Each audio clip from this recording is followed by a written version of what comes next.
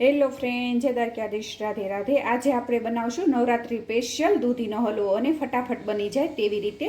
આજ હું નવી રીતે જ બનાવું છું। અહીંયા મેં દૂધી લઈ લીધી છે એક, ને તેને આપણે બે ભાગ કરી લેશું। બે સાઈડનો ભાગ આપણે કાઢી લેવાનો છે। ઉપરનો ભાગ પણ આપણે આવી રીતે ઉપરની સાલ જે આવે તે કાઢી લેવાની છે। અને દૂધી હંમેશા કૂણી લેવાની, એટલે હલવો સરસ બનશે। અહીંયા જો તમે મેં દૂધીને ઉપરની ચાલ કાઢી લીધી છે, અને હવે તેને ખમણી લેશું। અને અહીંયા જો તમે મેં દૂધીની ચાલ કાઢી નાખી છે, અને હવે મેં અહીંયા ખમણવાની ખમણી લઈ લીધી છે, તેને ખમણી લેશું।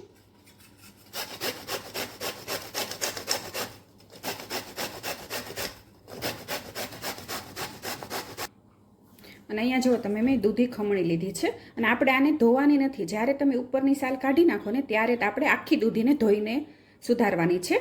અને હવે આપણે એને કુકરમાં ફટાફટ બાફી લેશું। અને અહીંયા મેં કુકર લઈ લીધું છે, તેમાં આપણે 2 ચમચા જેટલું ઘી મૂકશું।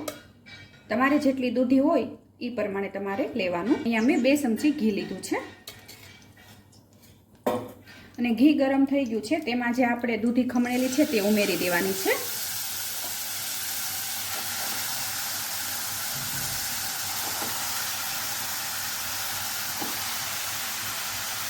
તમે કડાઈમાં ઘણીવાર હલવો બનાવ્યો છે, પણ એકવાર તમે આવી રીતે કુકરમાં હલવો બનાવજો, બહુ સરસ બનશે।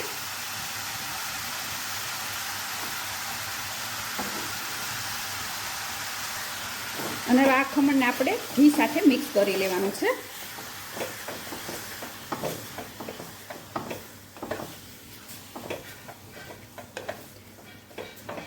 અહીંયા તમે જોઈ શકો છો આપણું ખમણ મિક્સ થઈ ગયું છે ઘી સાથે।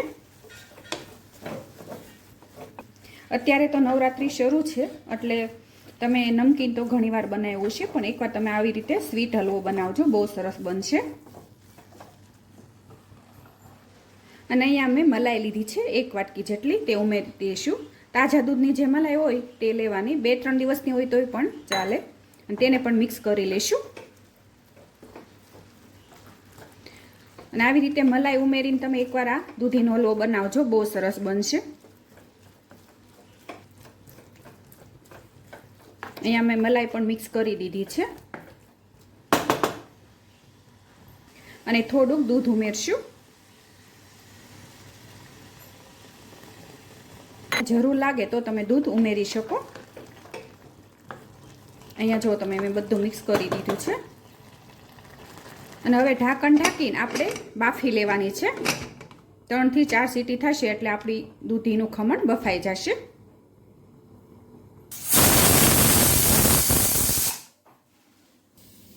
અને હવે આપણે જોઈ જોઈશું। અને મેં ગેસ બંધ કરી દીધો છે। અહીંયા તમે જોઈ શકો છો આપણું સીંગ સરસ સડી ગયું છે।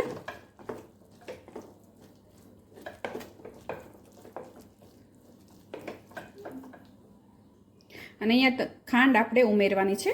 અહીંયા મેં 1 વાટકી ખાંડ લીધી છે, તમે જેટલું ગળ્યું ખાતા હો એ પ્રમાણે લેવાનું। અને તેને મિક્સ કરી દઈશું। અને હવે થોડીક વાર ગેસ પાછો શરૂ કરી દઈશું।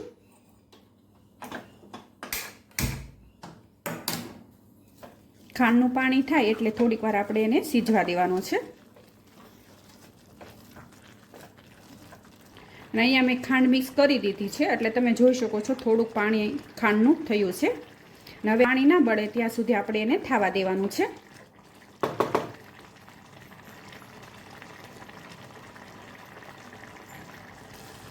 અને અહીંયા જુઓ તમે ખાંડનું પાણી બળી ગયું છે, આવી રીતે આપણે પાણી બાળી દેવાનું છે। અને હવે તેમાં આપણે 1 ચમચી ઘી ઉમેરશું સાઈન માટે। અને આવી રીતે તમે કુકરમાં હલવો બનાવશો એટલે ઘી પણ ઓછું જોશે।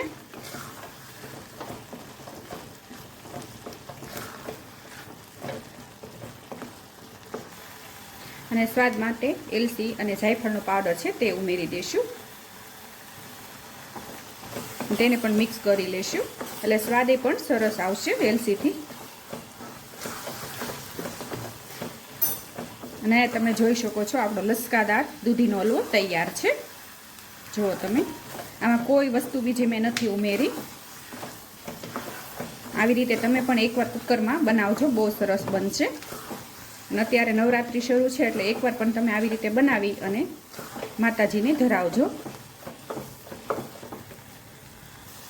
અને અહીંયા મેં કાજુ, બદામ અને દ્રાક્ષ લીધી છે, તે ઉમેરી દઈશું. અહીંયા તમે ડ્રાયફ્રૂટ જેટલું ઉમેરવું હોય એટલું તમે ઉમેરી શકો. તેને પણ આપણે મિક્સ કરી લઈશું.